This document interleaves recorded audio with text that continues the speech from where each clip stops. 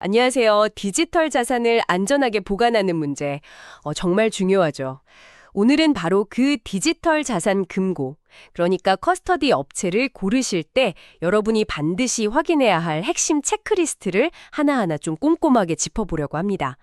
수많은 암호화폐 투자에서 어쩌면 가장 중요한 그 마지막 안전망이 바로 이 커스터디 서비스일 텐데요.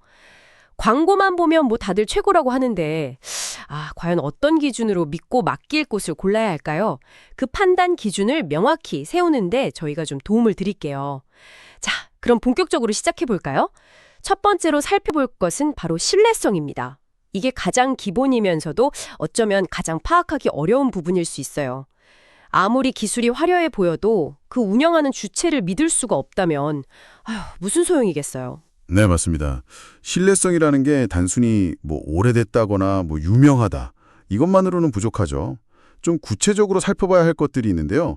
예를 들어서 그 회사가 어떤 배경에서 만들어졌는지, 주요 경영진들은 어떤 경력을 가졌는지, 이런 걸 먼저 파악해야 하고요. 또 어떤 기업들하고 파트너십을 맺고 있는지, 그리고 누가 주요 투자자로 참여했는지, 이것도 아주 중요한 단서가 됩니다. 예를 들어 평판 좋은 금융기관이나 기술기업이 투자를 했다. 그럼 어느 정도 신뢰도를 좀 높게 볼 수 있겠죠. 단순히 그냥 이름만 보는 게 아니라 그 파트너십이나 투자가 정말 실질적인 협력으로 이어지는 건지 아니면 그냥 이름만 빌려준 건지 이것도 좀 구분해야겠네요. 정확합니다. 그리고 운영 이력도 중요해요. 단순히 오래됐다는 것만이 아니고요. 그 기간 동안 얼마나 안정적으로 운영을 해왔는지, 이게 핵심입니다. 여기서 특히 주목해야 할 부분이 바로 과거의 사건, 사고 이력이에요. 과거에 보안 사고라든지 운영상에 문제가 있었는지 이걸 보라는 말씀이시군요. 네. 근데 단순히 사고가 있었냐 없었냐 이것만이 아니고요. 만약 그런 문제가 터졌을 때 해당 업체가 어떻게 대응했는지를 아주 면밀히 들여다봐야 합니다. 여기서 그 회사의 진짜 위기관리 능력, 그리고 고객 자산을 보호하려는 의지, 이런 걸 엿볼 수 있거든요. 정보를 투명하게 공개했는지, 고객 피해를 줄이려고 적극적으로 노력했는지, 또 재발 방지 대책은 제대로 만들었는지, 이런 것들을 확인해야 합니다.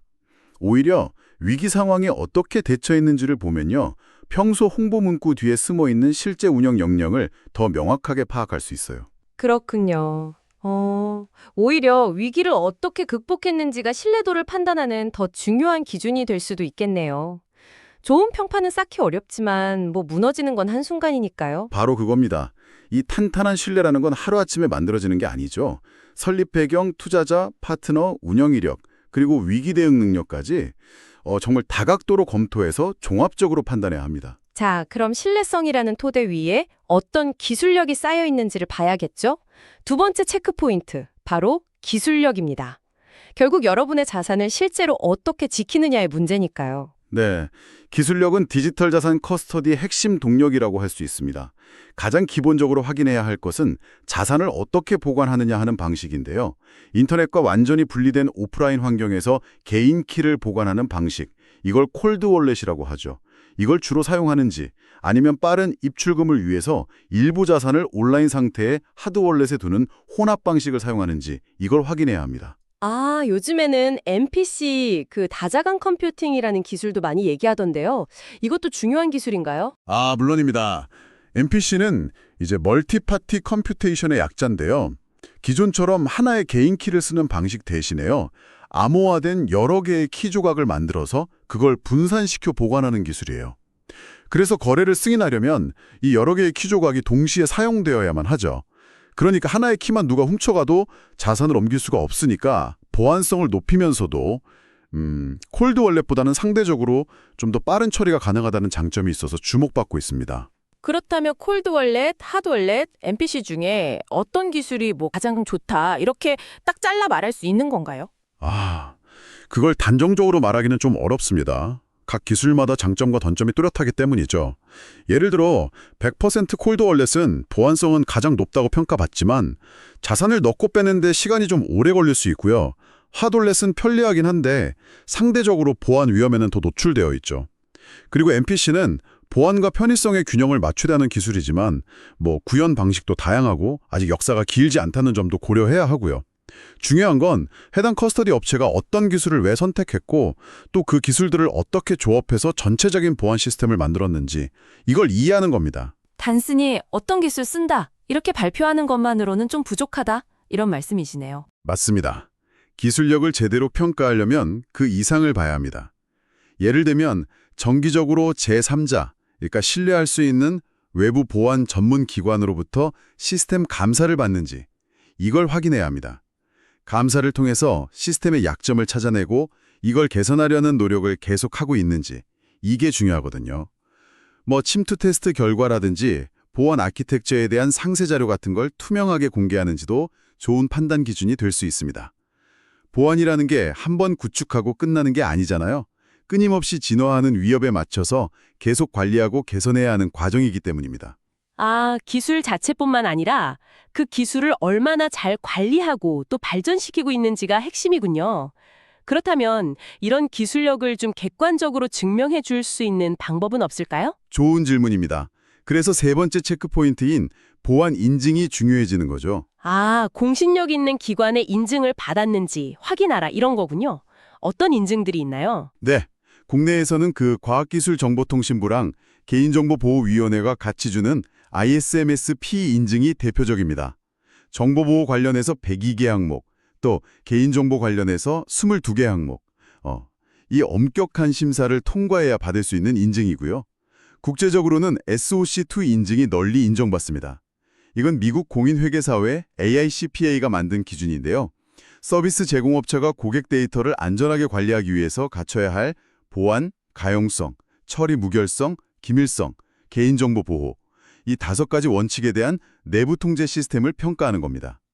SOC2는 또 타입 1하고 타입 2로 나뉘는데 타입 2는 특정 기간 동안 그 통제가 효과적으로 운영됐는지까지 검증하니까 아무래도 더 신뢰도가 높다고 볼 수 있겠죠. ISMS-P하고 SOC2 말고 또 중요한 글로벌 인증이 있을까요?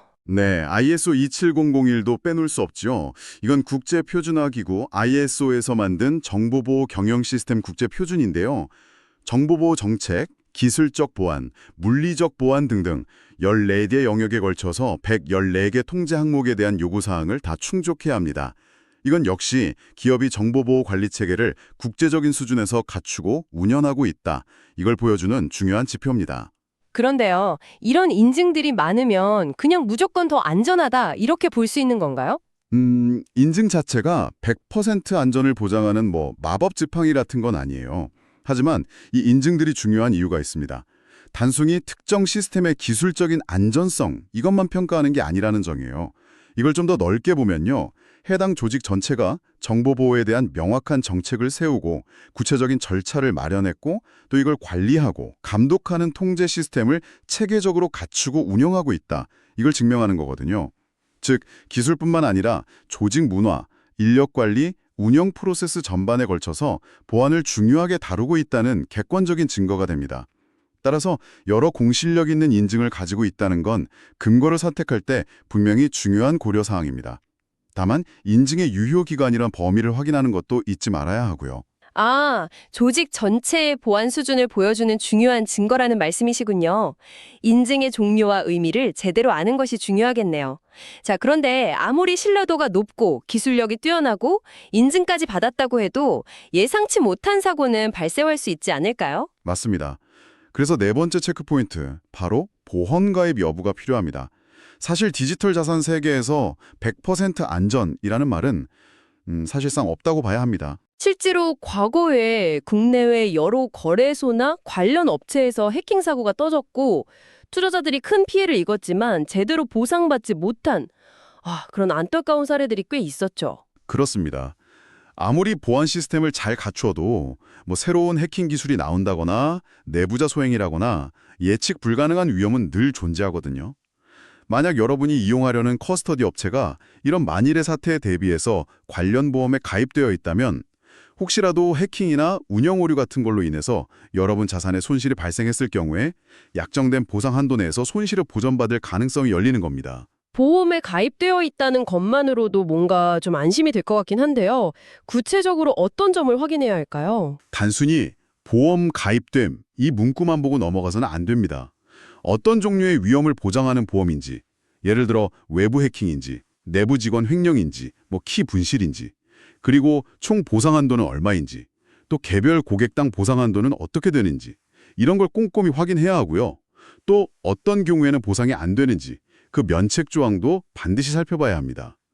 보험증권이나 관련 내용을 투명하게 공개하는 업체가 아무래도 더 신뢰할 수 있겠죠. 아, 보험의 종류나 보장 범위, 조건까지 아주 세세하게 따져봐야 하는군요. 마치 우리가 자동차 보험 가입할 때처럼요. 아주 적절한 비유입니다. 보험은 자동차의 안전벨트와 같아요. 평소에는 그 존재나 필요성을 크게 못 느낄 수 있지만 예기치 못한 사고가 났을 때 여러분의 소중한 자산을 보호해 줄 수 있는 최후의 그리고 최소한의 안전장치 역할을 하는 거죠. 따라서 보험 가입 여부와 그 구체적인 내용을 확인하는 것은 매우 현실적이고 중요한 점검 사항입니다. 물론 보험이 모든 손실을 완벽하게 보상해 주지는 못할 수도 있다는 점도 인지해야 하고요. 바로 커스터디 방식입니다. 즉, 여러분의 자산을 구체적으로 어떤 구조로 보관하고 관리하는지 이걸 확인하는 것이죠. 네, 앞에서 기술력 부분에서 콜드 월렛, 하드 월렛, MPC 이런 걸 언급했는데요.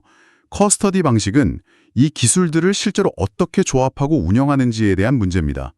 여러분의 자산이 어떤 구조 아래에서 보관되는지 명확히 이해하는 것이 중요해요. 예를 들면 어떤 방식들이 있을까요? 가장 보수적인 방식은 고객의 모든 자산을 100% 콜드 월렛에 보관하는 겁니다. 인터넷과 완전히 분리되어 있으니까 외부 해킹 위험은 최소화되죠.